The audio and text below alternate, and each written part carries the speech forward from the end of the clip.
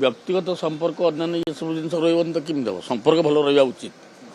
ଯେ ଦଳୀୟ ଦୃଷ୍ଟିକୋଣରୁ ସିଏ ତାଙ୍କ ଦଳ କଥା କହିବେ, ଆମେ ଆମ ଦଳ କଥା କହିବୁ। ଆମର ଚିଫ୍ ମିନିଷ୍ଟର ମୋହନ ମାଝୀ ସିଏ ତାଙ୍କ ଗଭର୍ଣ୍ଣମେଣ୍ଟର ପରଫର୍ମାନ୍ସ କଥା ସିଏ କହିବେ। ନବୀନ ବାବୁ ଥିଲେ ଯେତେବେଳେ ସିଏ ବି କହୁଥିଲେ। ତାର ସମ୍ପର୍କର ଅସୁବିଧାରେ ହେବ କ'ଣ? ସମ୍ପର୍କ ଠିକ୍ ରହିବ। ଆମେ ଭିତରେ ବସୁଛୁ ସବୁ ଏକ ହେଇକି କଥାବାର୍ତ୍ତା ଭଲ ମନ୍ଦ ସବୁ ବିଧାୟକ ମନ୍ତ୍ରୀ ଆମମାନଙ୍କର ସମ୍ପର୍କଟା ସେଟା ରହିବ।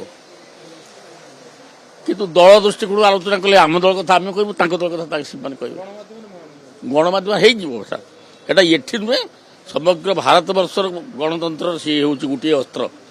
ଯେଉଁ ଅସ୍ତ୍ର ମାଧ୍ୟମରେ ଆମେ ସମସ୍ତେ ଆମ ଭିତରେ କୋଳାକୋଳି ଭଲ ସମ୍ପର୍କ ରହିବ।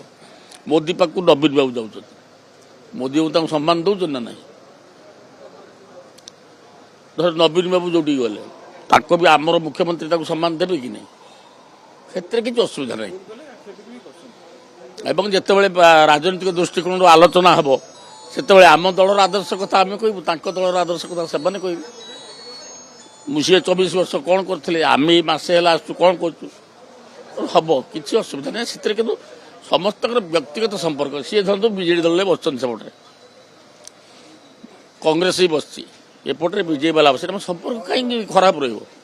ସମ୍ପର୍କଟା ଭଲ ରହିବ। କିନ୍ତୁ ଯିଏ ଭାବିବ ଇଏ ଗୋଟେ ଅଲଗା ଦଳରୁ ସିଏ ତାର ଶତ୍ରୁ ନୁହେଁ। ରାଜନୀତିରେ କେହି ଶତ୍ରୁ ନୁହେଁ, ରାଜନୀତିରେ କେହି ମିତ୍ର ନୁହେଁ। ଯାହା ଯେତେବେଳେ ସମୟଟା ହେଉଛି ବଡ଼ ବଡ଼ ସମୟକୁ ଦେଖିକି କାର୍ଯ୍ୟ କରିବାକୁ ପଡ଼ିବ।